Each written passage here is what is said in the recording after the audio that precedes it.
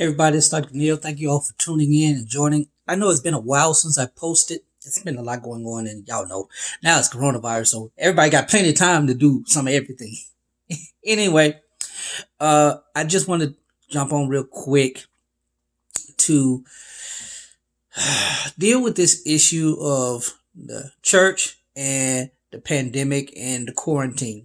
And I watched a whole lot of videos for and against whether churches should have service or not have service. And honestly, I we are not having church service worship experiences in person. We are doing the virtual online through live streaming, and I'm glad that our church was prepared for this, even though we're uh, not a large congregation, we're not a mega church, but um, we kind of think ahead. I like to think ahead, so we implemented some things in advance without even realizing uh, that this would happen. Of course, you can implement it, you can plan for it, and you never anticipate the reality of it happening. And so that's what's going on. But anyway, I chose uh, because my congregation is part of a large part of my congregation is part of the vulnerable population. I have a congregation, about two-thirds of my members are age 65 and over. And I also have a lot of children in the congregation. So I was trying to be aware of them and concerned for them when I first initially wrestled with deciding whether to cancel service or not. And then we did receive a missive from our Episcopal leadership and our connectional church leadership to cancel services at least till April. And I tell you, this has been challenging because, like I said, a lot of my members, because they're older, they are used to in-person worship. They're used to in-person giving. And so it kind of throws them out of the loop. They want to be there. And we wrestled last week to whether or not to have it. And we decided to go on and have it as this week in Mississippi. At the time, we only had 3 cases. And all of those persons had already been self-quarantined, and there was no issue at that time. And we still had a decent pre amount of people show up for that worship service. But the very next day, the next day or the day afterwards, that either that Monday or that Tuesday, the cases nearly tripled in the state of Mississippi, and that raised concerns. And in our county, there were good number. So I used godly wisdom, and we chose not to have in-person services. And that was before we received the directions from our Episcopal leadership. And so now I saw a tweet from Bishop Paul Borden. I saw some of what YouTuber Larry Reed Live posted, and I saw a small clip of what's the young preacher name? Karn, I believe his name is Prophet Karn, yeah. And their articulation of the quarantine was that we are not of the world, and we should not be governed by the world. And I do understand. Yes, I completely understand, and I agree with that. We are not of this world. We are called out of the darkness in the marvelous light. However, we are also called to go back into the darkness to share our light. And in a lot of places, I just read a story where in Louisiana, there was a pastor who had a service, and after the governor was promoting social distancing and isolation and all of that. And the question is, who bears responsibility should someone become in contact with someone with the virus and it spreads further if they were at worship service? Who bears the responsibility? Now, a lot of churches carry liability insurance, so if a suit should come, and I know church members ain't supposed to sue according to scripture, but guess what? We see it all the time. And should a suit come, the church can't be found liable. The pastor can be found liable personally. The church leadership can be found liable. And, that raises a whole other thing. And I share the wrenching heartache of not being able to worship together. I know the scripture says we should not forsake the assembling of ourselves together. And most times we take that out of context and use it to bash people and say, don't ever miss service. But I've been in situations where we had to evacuate and we couldn't have service at our church, because when I was pastoring in Louisiana, hurricanes were very, and matter of fact, one Sunday we couldn't have service because the hurricane came on land directly in the little community where my church was located. That's where it came on land. And we were gracious that the Lord spared the building and the people.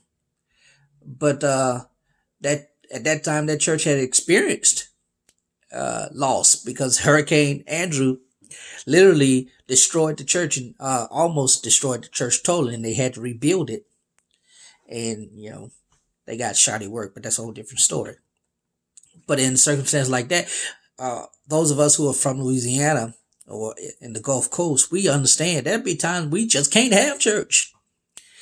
And we've been forced not to have church by decree of the government and by decree of the pastor. We just couldn't get together. They found ways to assemble afterwards,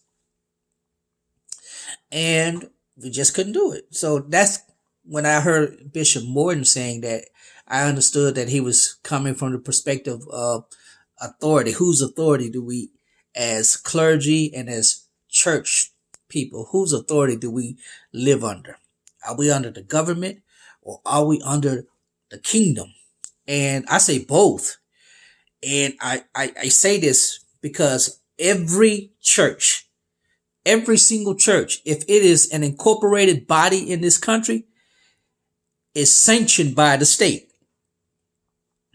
You can't have a church without getting it sanctioned by the state. It has to be a non-profit, a not-for-profit organization, domestic organization, which means you have to file papers with the state. And then for you to be tax exempt, you have to file papers with the government so that people who give to your church can receive, the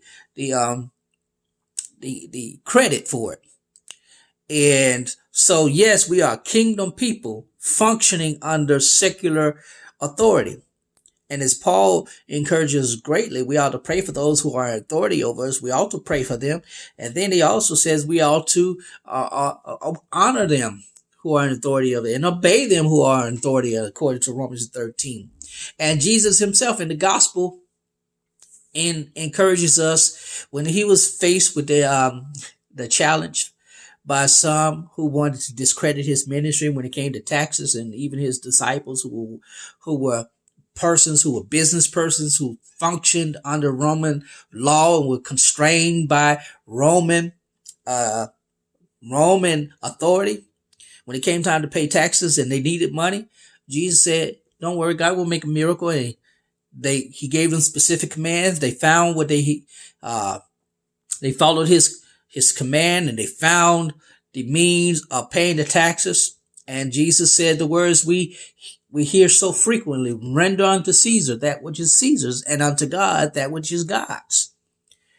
The physical building of the church, the physical building of the church, as well as the constitution of the church, which not just the body, the physical people, but the establishment of the church is under the secular state. There's no way around that. You ain't free as you think you are, because the same government that you petitioned to be recognized as a religious organization is the same body that has the authority to shut you down if they want to. And we can't do anything about that because we are an organized body, organized through the state. But we are a people of God's kingdom, if that makes any sense. We are a people of God's God's kingdom who function under the authority of the state. And when the state gets out of hand, that's when we raise our prophetic voice and speak truth to power.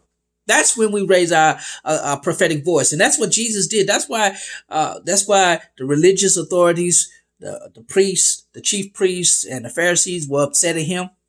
He challenged their authority because their authority was sanctioned to them by the Roman government. They were pawns of the Roman government. That's why people despised the tax collectors in that day. That's why the Roman government crucified a whole lot of folk who were calling themselves Messiah before Jesus and even after Jesus. That's why a lot of the people, when Jesus was speaking, said, he does not speak like these others. He speaks as somebody with authority. Because these people, those who were religious authorities, they were pawns of the state. That's just what it was. They were sanctioned by the state. The temple was built by the state. Herod was king of the Jews, and he had their temple built, but it was funded by the state. So I'm saying all that to say, we're in a very unique time. We're in a very unique time when it comes to this virus, this pandemic, and social distancing and all of that. But we've gone through this before. Maybe not individually. There are persons who are still alive who have experienced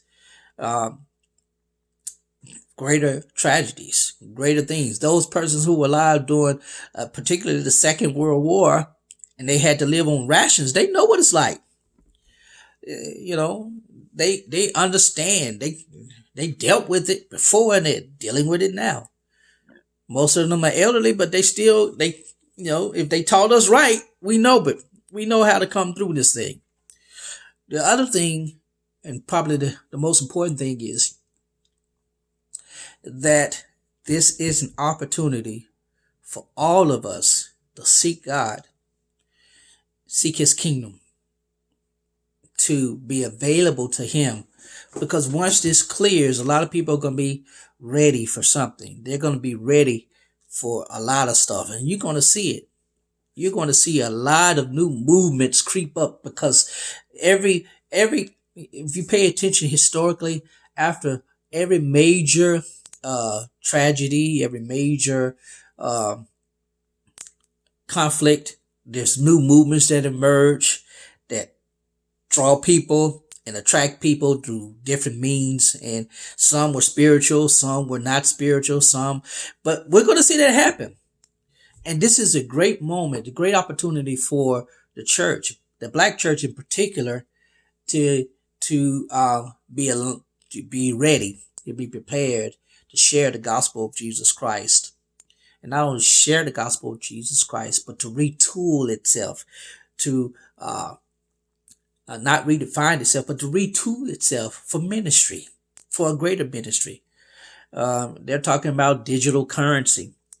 A lot of churches aren't set up for digital currency, but those of us who kind of, I know I've learned about cryptocurrency and things like that, and I've tried to invest a little bit. I'm still learning, but this is an opportunity for churches to understand. We've got to retool and be able to go out into this new means of ministry.